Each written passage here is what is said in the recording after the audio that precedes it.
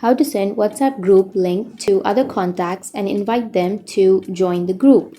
So if you want to send the invite link to others on WhatsApp and if you want them to join the group, then what you need to do is simply send them the invite link.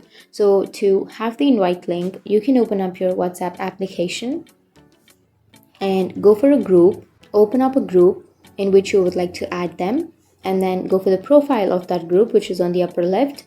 And here scroll down, and here you will have an option of invite via link. So tap on invite link, and let me tell you one thing, that if you have not created the group, then you won't have that link option. So make sure that you have created and you are the admin of that group, and here you will have the link. So you can either tap on copy link or you can tap on share link.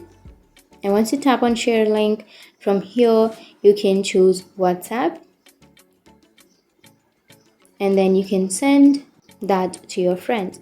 So tap on send, tap on the person, and then tap on the arrow which is on the bottom right, and again tap, and that's it. That's how you can send the WhatsApp group link to other contacts and invite them to join the group.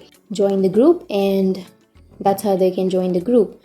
And if you have any questions, feel free to comment below. Thanks for watching.